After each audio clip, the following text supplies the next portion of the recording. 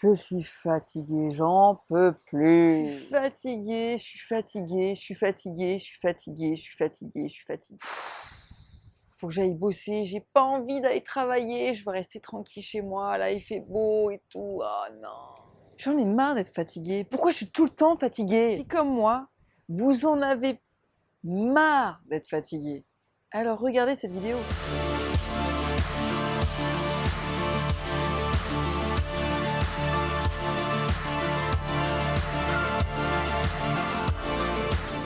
Bonjour à tous, je suis ravie de vous avoir pour cette petite capsule sur cette notion de fatigue. Si vous saviez le nombre d'années où j'ai souffert de la fatigue, cette fatigue, oh là là là là, elle est pesante.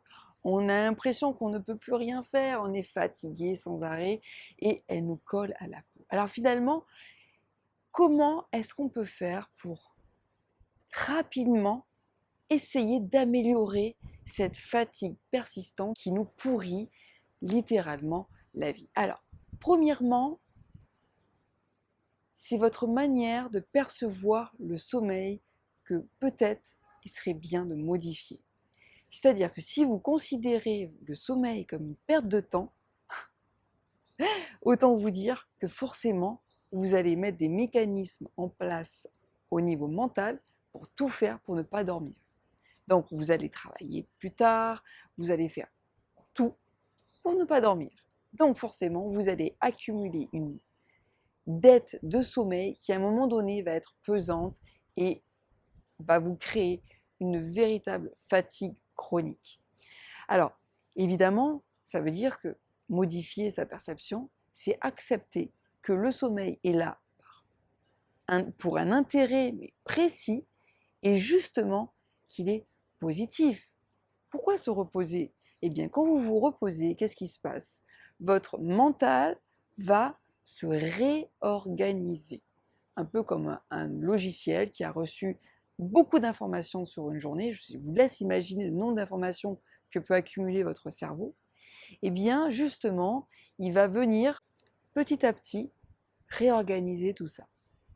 Si vous n'avez pas assez de sommeil, il ne va pas avoir le temps de se réorganiser. Quand un cerveau est bien réorganisé, qu'est-ce qui se passe? Il est beaucoup plus créatif. Si vous êtes beaucoup plus créatif, vous allez avancer beaucoup plus vite dans votre travail. Et oui, en fait, c'est comme un cercle vicieux, un chat qui se mord la queue. Plus vous êtes fatigué, moins vous allez être créatif et plus vous allez perdre de temps. Donc finalement, le repos a son intérêt pour gagner du temps. Et oui.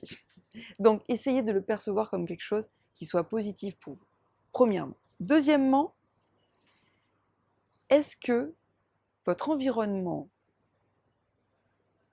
de sommeil est plutôt dans le confort? Alors, évidemment, tu as des gens qui dorment dans des situations catastrophiques, mais la question, c'est pas de se comparer à ces personnes-là. Comment est-ce qu'on pourrait faire pour avoir une chambre, si possible, dans le noir? Une chambre, si possible, avec une bonne literie, parce que, qu'on le veuille ou non, eh bien, un matelas un petit peu dur, c'est très bon pour le dos. Un bon oreiller, une bonne température aussi. Quelle est votre température idéale dans laquelle vous dormez le mieux? Essayez d'avoir cette température, de préférence, si c'est possible. Donc, vraiment privilégier un environnement agréable et si c'est possible également, aérer un quart d'heure avant d'aller vous coucher parce que ça va vraiment régénérer l'air, l'oxygène qui va permettre de mieux faire fonctionner votre corps, votre cerveau et tout le reste. J'aime bien aussi parler de cette notion d'alimentation. Essayez de manger assez peu le soir pour avoir le ventre léger, on dort beaucoup mieux. Troisièmement, les signaux. Écoutez-vous. Quand vous bâillez, votre corps vous envoie l'information qu'il est temps de vous mettre au repos. Donc, écoutez-le. Ah, je bâille, je vais me coucher. Voilà, tout simplement. Écoutez-vous, quoi. Alors, il y a une autre notion que j'aime bien aborder, c'est la lumière bleue.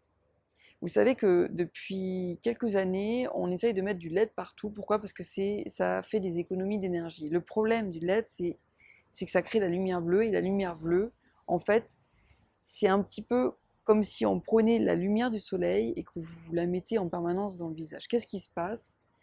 Eh bien, en fait, ce qui va créer l'énergie du corps, comme la sensation de sommeil, c'est la lumière du jour. Quand vous voyez le soleil se lever, on va générer une hormone qui va vous sécréter l'énergie nécessaire pour vous lever. Et à l'inverse, quand la lumière baisse, eh bien, automatiquement, qu'est-ce qui se passe? Votre corps, votre rétine plus particulièrement, envoie une information à votre horloge interne qui derrière va dire: ah tiens, ça y est, c'est l'heure, dans tant d'heures, tu vas aller te coucher. En fait, ça crée une hormone, l'hormone de la mélatonine exactement, qui va se déclencher à partir du moment où le soleil baisse, et petit à petit, hop, on va arriver à un pic, et là, c'est là où on va avoir cette sensation de sommeil. Alors, que crée le LED? Ben, simplement, ça recrée la lumière. Donc, qu'est-ce qui se passe? Ça décale la durée d'endormissement, tout simplement. C'est problématique. Donc, le seul moyen d'arriver aujourd'hui, avec nos technologies, à retrouver un sommeil à un moment normal, naturel, eh bien, c'est d'essayer de réduire tout ce qui est en contact avec la lumière bleue.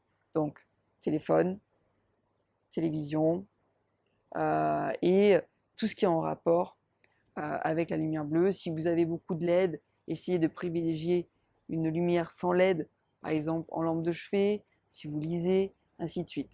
Voilà. Donc, trouvez d'autres activités, changez vos habitudes. Ensuite, cinquièmement, comme je vous l'ai dit précédemment, c'est de la régularité.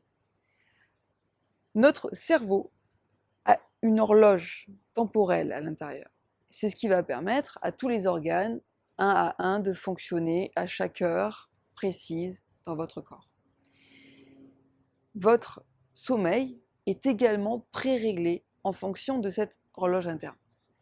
Et ne pas l'écouter, cette horloge interne, ne pas la connaître, ne pas la comprendre, eh bien, ça allait à l'encontre même de votre physiologie, de votre fonctionnement. Et c'est ce qui va, à un moment donné, créer ces dettes de sommeil et cette fatigue chronique. Donc, c'est se réapproprier et comprendre notre fonctionnement. À quelle heure il est idéal de se coucher? L'été, l'hiver, attention, ça fonctionne, c'est cyclique, hein, c'est en fonction aussi des saisons, puisque l'été, on a moins besoin de sommeil puisqu'on a plus de lumière, et l'hiver, on a plus besoin de sommeil parce qu'on a moins de lumière. Tout se fait en fonction de la lumière. L'énergie vient de la lumière. Donc, le principe, c'est essayer de trouver à quelle heure il est idéal de se coucher, à quelle heure il est idéal de se lever. Et si jamais on se couche plus tard, il vaut mieux se lever à la même heure le matin et faire une sieste de 20 minutes qui rattrapera cette dette de sommeil qui a été faite la veille au soir. Et évidemment, se coucher à 5 heures du matin, c'est littéralement proscrit. Il vous faudra sans doute 3 semaines avec une régularité et une exigence extrême pour arriver à récupérer cette dette de sommeil. Vous comprenez pourquoi au fur et à mesure des années, on arrive à avoir une fatigue véritablement chronique qui vient vraiment nous pourrir la vie. Il y a un dernier point que je voudrais aborder, c'est cette notion de stress. Alors, le stress, c'est vraiment cette tension, cette réaction qu'a le corps, à la fois physique et mentale, face à une action. Et donc, le principe de ce stress, c'est que ça va nous créer des tensions musculaires. Ces tensions vont venir impacter notre sommeil. Ça crée des troubles du sommeil également, dans le sens où trop d'informations dans notre mental. Ça tourne en permanence. Vous savez, cette sensation de plus on a de responsabilités, plus on a de choses, de tracas, et clac, clac, clac, ça mouline, ça mouline, ça mouline, ça mouline, et on a l'impression que ça ne s'arrête jamais. Il y a des techniques pour ça. La première chose, c'est écrire. Parce que tout ce qui est inscrit s'imprime. Qu'est-ce que ça veut dire? Ça veut dire que notre cerveau, il a besoin d'être rassuré. C'est un peu comme un logiciel, un ordinateur avec un certain nombre de logiciels. plus on a de logiciels, plus le mental il bug et l'ordinateur il n'arrive plus à avancer. Voilà, le principe du cerveau, c'est la même chose. En fait, il suffit juste d'écrire. Plus vous écrivez de choses, faites-vous des listes de courses plutôt que de tout vouloir enregistrer. Marquez tout dans votre agenda. Faites-le d'une manière ou d'une autre, mais s'il vous plaît, n'essayez pas de toujours faire fonctionner votre cerveau. Il n'en peut plus, il a besoin d'être tranquille, il a besoin qu'on le laisse tranquille et qu'on le vide un petit peu. Quand il y en a trop, il est saturé et du coup, il mouline. D'accord? Donc, essayez de l'aider. Deuxième chose qui peut aussi arriver à petit réduire le flux de pensée, c'est la méditation en pleine présence. C'est la meilleure méthode que je connaisse pour vraiment réduire le flot de pensée. Voilà. Donc, si vous ne connaissez pas cette méthode de méditation pleine présence, je vous conseille vraiment de l'aborder. Moi, je l'utilise lors de mes marches connectées, qui sont nos bootcamps uniques. Je l'utilise également dans mes coachings, je l'utilise dans toutes mes méthodes parce que vraiment, ça permet à la personne de petit à petit reprendre conscience de ce qu'elle fait. Voilà, reprendre de la présence à ce que l'on fait. Voilà. Et essayer d'avoir ces injonctions positives le soir avant d'aller vous coucher. C'est super positif de s'endormir sur des choses positives parce que du coup, ça permet à votre mental de s'apaiser. Si vous aimez ma vidéo, s'il vous plaît, partagez-la, likez-la, elle peut peut-être aider d'autres personnes. Plus on s'entraide et plus on partage et plus l'information se diffuse. La fatigue, c'est sans doute le mal du siècle. C'est ce qui va créer tous les maux comme la dépression et divers maux, le stress chronique et toutes ces choses qui vont nous emmener au burn-out, au bore-out ou d'autres choses encore. Donc s'il vous plaît, partagez cette vidéo, elle peut forcément aider. Abonnez-vous aussi à ma chaîne YouTube. Vous avez sans doute le lien en dessous de cette vidéo. Et merci, merci, merci encore de m'avoir regardé. À très bientôt. Belle journée à vous. Ciao, ciao.